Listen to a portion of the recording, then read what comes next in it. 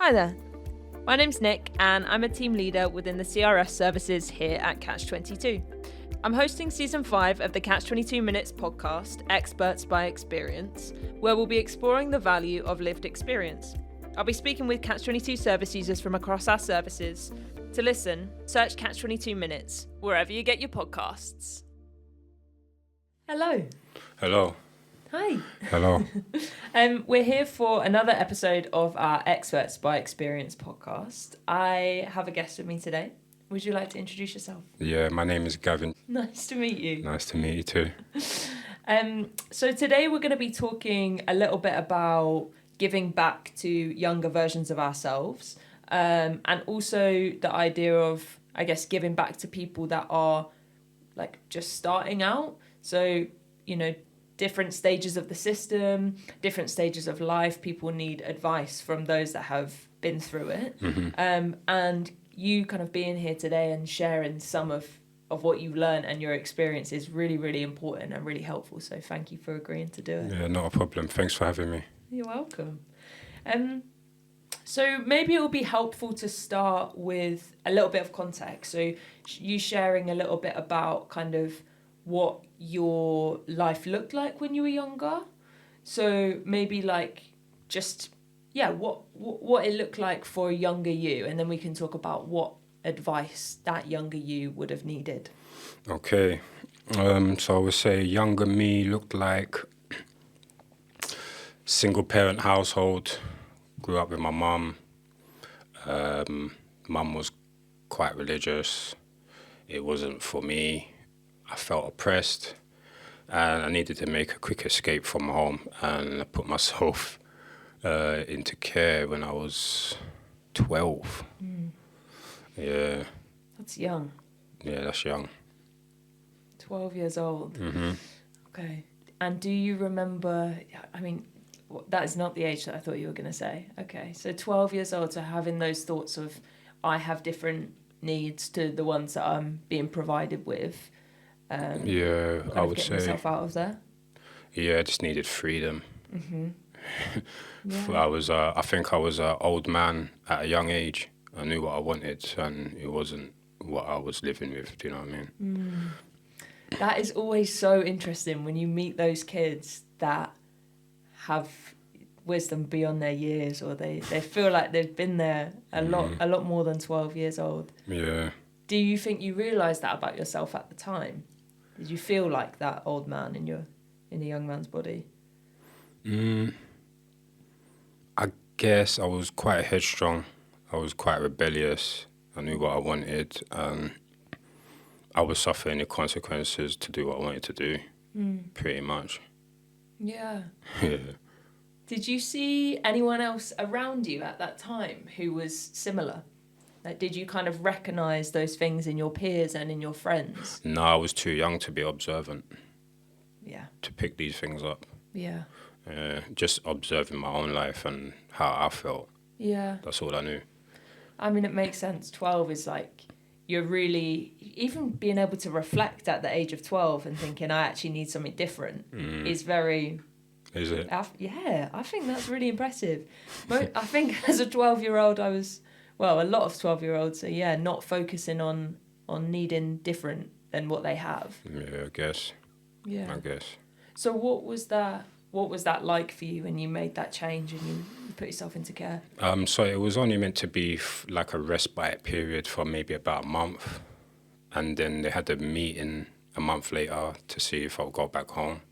And I said I didn't want to go back home. I was happy where I was. And I stayed in care till I went to jail, basically. But that's where my life of crime started, or the wrong peers, making the wrong choices, no guidance, So, learning as I go along, basically, yeah. Learning every day, right? Yeah, something. Yeah. Yeah.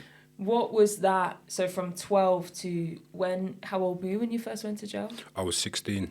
Okay, so 4 years in that period. What do you remember what that was like? It was fun. I wouldn't change it, funnily enough. Yeah. I got what I wanted. I got my freedom.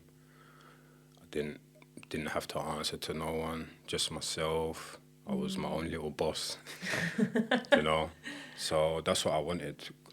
You could say I kind of felt oppressed a bit at home, which is why I wanted my freedom. So when I got it, it's like you don't know what to do with it. It's too much. So kind of misuse it a bit, Yeah. you know. I think especially when you're in the teenage years, it's all about pushing boundaries, isn't it? Because It as a is. kid, you don't know what boundaries are. They're like things that adults talk about. But actually, I love the idea that we have to learn by making mistakes. Because you have to learn by pushing something and Yeah. going, oh, actually, I get in trouble when I do that, or that has bad consequences. Often that's how we learn. That is how we learn, exactly, yeah. The hard way, excuse me. Most of the time, for me anyway, is always the hard way. Yeah. Hands-on kind of person, you know. Uh-huh. So, Yeah, what kind of what were you like when you were a kid? So you were headstrong, but in that period, like, do you remember what you were like? Did you like, have any particular interest? hyperactive. I was hyperactive. I can't. All I know is I was hyperactive, and if I wanted to do something, I was gonna do it regardless. I'll figure a way out how to do it. Yeah, Yeah, yeah, that's the headstrong, right? I guess You're so. like, it's happening. Yeah, Yeah, which is actually a very good quality. That's like you determined, you know, like I've made my mind up, I'm doing it. But I think sometimes we can mislabel things in children as well, you know. yeah, you can do. Who told you were hyperactive? My mum. E numbers. The thing that rings a bell is E numbers Do you and remember sweets. E numbers? Yeah. Yeah, too many E numbers and this and that. That's why you're hyperactive. Cut out sugar. Yeah. And you're still hyperactive. You're like. I guess I think I just had a lot of energy. Yeah. Do you know what I mean? And nowhere to actually like manage it properly. Yeah. I think that the way in which like the school system works as well at the moment, you know, like kids sitting down all day, Yeah. and like, you know, that's not what it used to be like. It used to be like you run around, you get all your energy out, and you come back. Or like even further back, you know, you go out and you chase an animal and you kill it and you bring it back to the family. Like we used to use our bodies a lot more to process. Of course. When we felt too much energy. That was the days of the playing out. Playing out days. Yeah. You know, you tell your friend you're coming out to play. Yeah. You know, yeah, it's changed a bit now. Yeah. Did you have any of that? What's that? So. Did you have any of the like playing out and that kind of? Yeah. I think my mum just had enough of me, like with my energy in the house. Like eventually, she was like, "Yeah, go and play," because I always wanted to go out and play or something. So yeah, eventually, probably about 8, 9 years old. Yeah. When I started playing outside with the kids and that. Yeah. Yeah. So we're kind of, it's taken us from like 12 years old to you spend a couple of years in care, and then at 16 that was when you first went to jail. Yeah. And so I mean you can share as much or as little as you want. I went to jail for robbery. And how was that for you? Well, I went with a co-D of mine, who was a friend, and he'd already been jailed before me. So I kind of had like someone that could show me the ropes anyway from the get-go, you know? Like an anchor. Yeah. Yeah. And then just went from there. Do you remember, feels like a bit of a silly question, but do you remember finding it difficult? Nah, I couldn't wait to get to jail. I can't lie to you. I was in the police station for 3 days. Yeah. So when I went to the prison, I was happy they got a TV and therefore I was living in luxury. Really? Compared to the police station I was in for 3 days, yeah. God, that's horrible. 3 days. So how then does like a kid, because also you're 16, you're still a child, like how does a kid who is struggling with feeling hyperactive adjust to being in a prison environment? Well, I think as I got older, my hyperactiveness just started to like go. Now I'm complete opposite. Really? I was going to ask you that. Now I'm laid back. I've been told if I was any more laid back, I'll be in reverse. But I think the hyperactiveness is what got me into prison in the first place. So me being laid back is more of like a protective layer, or something that I also learned whilst being in prison. Because doing a sentence that I'm doing, you have to like get yourself into character, if that makes sense. What do you mean by that? So say if I'm hyperactive for so long, and then I realize for me to get out, I need to now tick boxes. I have to change my personality or my persona slightly to fit the criteria to get out. I can't get out being hyperactive. So I think I became so laid back for so long, it just came natural now, basically. That's so interesting. How you, because it almost feels like two extremes, doesn't it? Yeah, Or like, from one to the other. yeah. Yeah. And do you feel like prison did that? Like you said, it definitely did that. to... It made me grow. It made me an old man even more.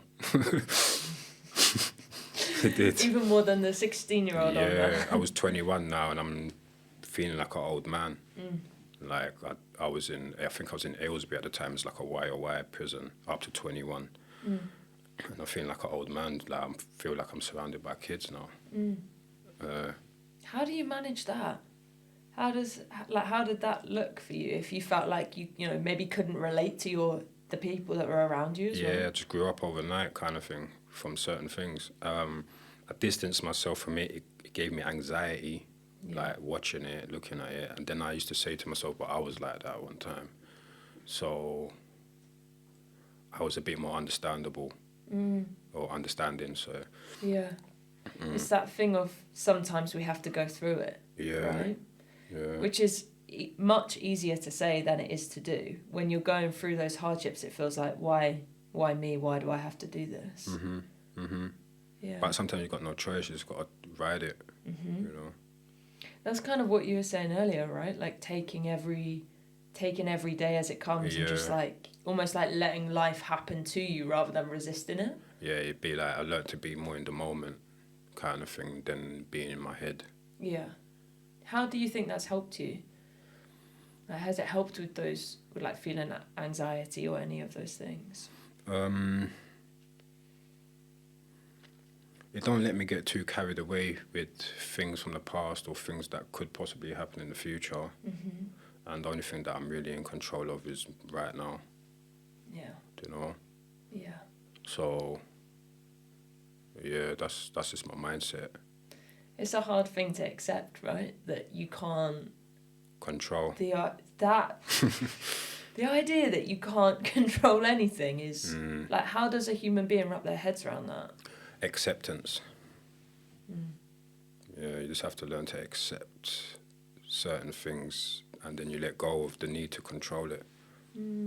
Basically, I think the IPP taught me that I couldn't do nothing to get out of prison, so I had to just accept my circumstances. I was like, a lot of people turn to a shadow of themselves once they get out, mental illnesses and whatever. So I wasn't gonna let that happen to me. Yeah, you feel like quite a strong person. Do you? Little bit. The way that you laughed at when I said that. Yeah, that's or at least that's. Yeah, like feels like a part of you is that you've probably had to be quite strong. Yeah, I've had no choice. Yeah. Yeah.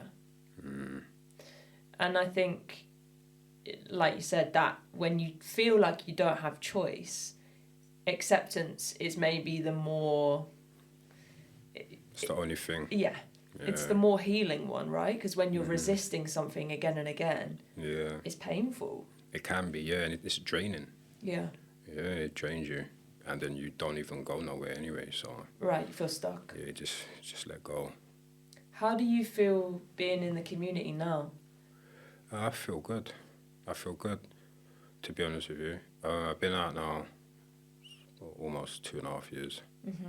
So I suppose they didn't expect me to be out for that long. Did you expect you? Yeah. But I expect... So the first time I got out from the IPP sentence was, 2011. I was out for 2.5 years. And then I went back to jail recall.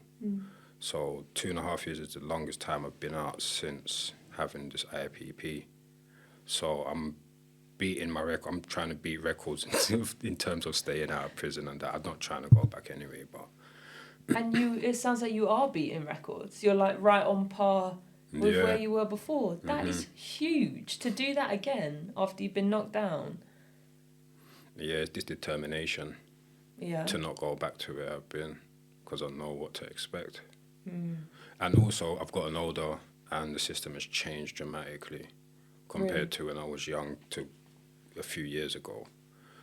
Dramatically, it's a young guy's game now. I was going to say changed for the worse. I would say, yeah, definitely. Not for the better. Staff are young.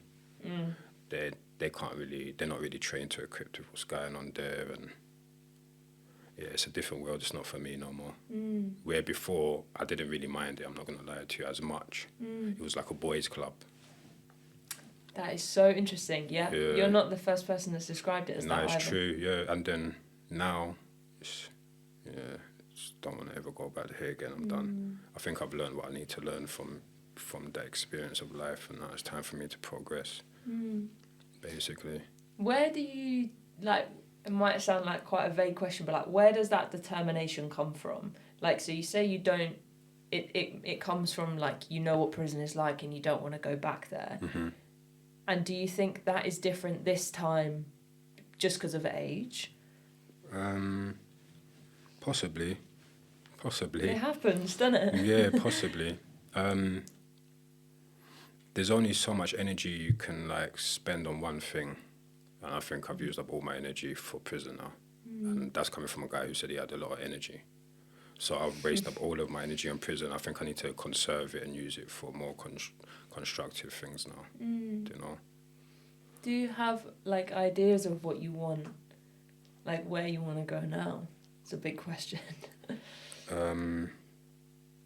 I have thought of doing things like mentoring myself, because a few young guys have actually said to me like I would be a good mentor, because I'm kind of like I'll be like the unorthodox one, if that makes sense. Like I wouldn't be the strict disciplinarian kind of mentor. I'll be the person that they can relate to.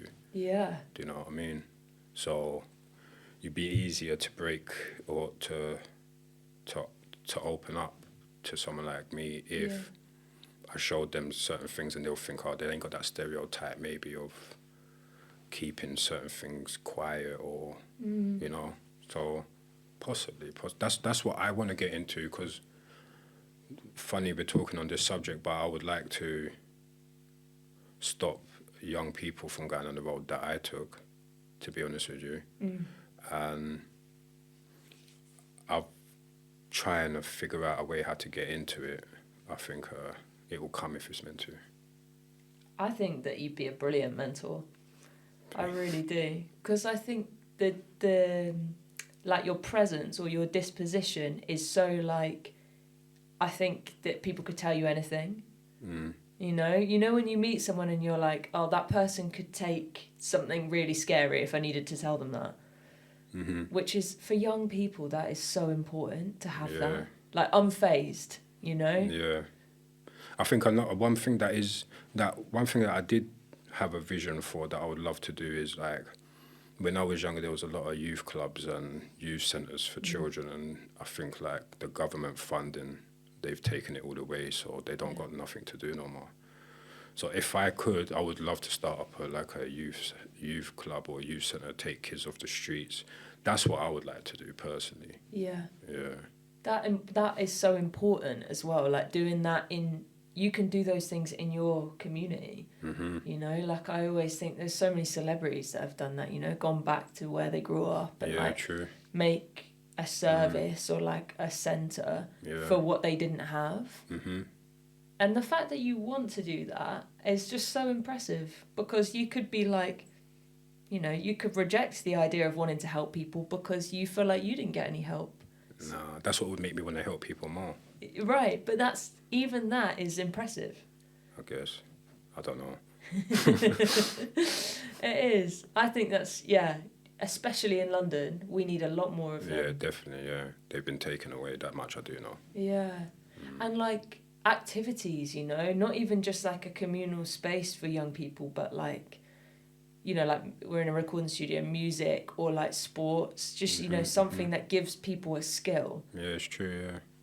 Because if they're like hyperactive, I was a hyperactive kid as well, so Okay. I get it. But, you know, we needed something To do. Something to do. Yeah, to put your energies into, yeah. Yeah. Definitely. If you'd have had like a youth club like that when you were younger, what would you have liked to have done, do you think? If I had a youth club myself? As in if you were attending one when you were a kid? Oh, I used to. Okay. Yeah, so like boys' clubs or something like that, and it was just like after school, you get your sweets there, you play your games there, you snooker, whatever, with the local guys, and then you go home about 6, Yeah. you know, and then probably eat your dinner, do your homework, maybe play a computer game or something. By then it's time to go to bed. You ain't got time to be Yeah. out there messing around. Because you have structure. Yeah. Right? Yeah. Yeah. Definitely, yeah. So, but obviously once I left home, that stopped anyway. Yeah. I think it's a brilliant idea, and I think that if there are, because obviously this is going to go out on podcast platforms and stuff, so even just utilising this to tell your story to people, I think could be really, really important. I can't stress enough how I feel like you could be a really, really good mentor for young people. Yeah, I just need to figure out how to get into it, I think, that's all. Yeah. Definitely. There must be, because there's so many charities, you know, charities that should theoretically have, I mean, I'm sure Catch 22 as well is like, you know, just needs people that are wanting to have these ideas and put them forward, and charities put money forward to things like this. Okay, yeah, well, maybe it's something, I know you can do like, apply for funding from certain people like the lottery or like something. councils as well. To maybe start something, but I'm a bit skeptical with my past and my name and them maybe not wanting to help.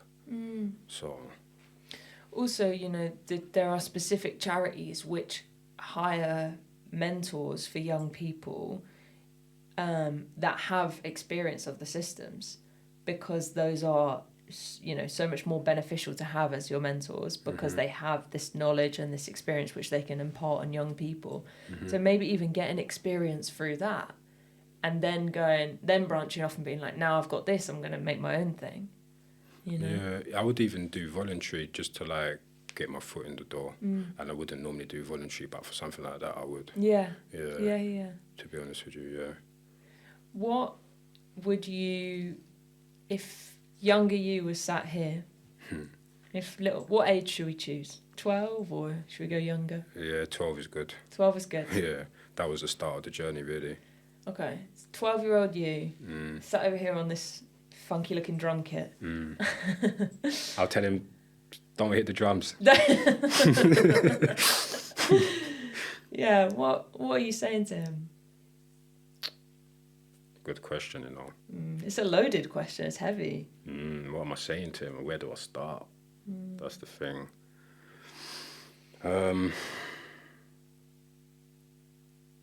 That is a really good question, you know. What would I say to my 12-year-old self that he would understand?